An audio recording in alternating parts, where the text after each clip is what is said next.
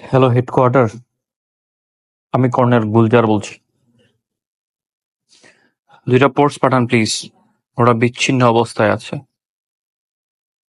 মৃত্যুর পূর্বে হেডকোয়ার্টার কি ঠিক এই কথাটাই বলেছিল?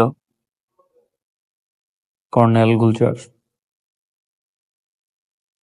তিনি শেষ 40 মিনিট পর যখন আবার কল দিয়ে বললেন অনেক অফিসারের লাশ মেঝেতে পড়ে আছে, আপনারা কি আসবেন না আমাদের বাঁচাতে? অথচ সেই কর্নেল গুলজার 2004-5 সালে জিএমবি মাথাছাড়া দিয়ে উঠে সারা দেশটাকে নৈরাজ্য বানায় ফেলছিল। এই একটা গুলজার তার চৌকস প্ল্যানিং দিয়ে পুরো জিএমবি টিমকে গ্রেপ্তার করে দেশটাকে স্বস্তি দেয়।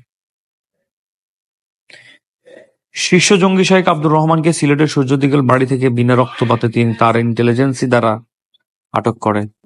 অথচ তার উপর নির্দেশ ছিল পুরো বাড়িটাকে ধ্বংস করে দেওয়া। আন্তর্জাতিক মিডিয়া জঙ্গি দমনে যার অপরিসীম দক্ষতার প্রশংসা করেছিল, শুধু তাই নয়, বাংলা বাইকে আটক করার সময় সন্তান সম্ভবা স্ত্রী যখন ফোন দিয়ে জানায় এত ঝুঁকি নিয়ে কাজ করার দরকার কি, রাগ ছেড়ে স্ত্রীকে বলেছিল, তোমার সাহস তো কম না, তুমি আমাকে নিষেধ করছো আমার দেশের মানুষকে বাঁচাতে। তোমাদের জন্য আল্লাহ আছে, আমার জন্য আছে, ভাগ্যে যা আছে তাই হবে, ফোন রাখো। তিনি মাত্র 10 দিন আগে ভিডিআর এ যোগদান করেছিলেন, সুতরাং তার সাথে সৈনিকদের তো কোনো লেনদেন ছিল না। অথচ তার লাশটাই সবচেয়ে বিকৃত অবস্থায় পাওয়া যায় হত্যাকাণ্ডের 11 দিন পর। তার সন্তান তার প্রিয় বাবার লাশটি নিশ্চিত করে। 56,000 বর্গ মাইলের এই ভূমিতে অনেক সেনা অফিসার তৈরি হবে,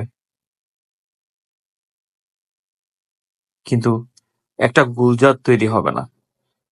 গুলজার গুলজারই।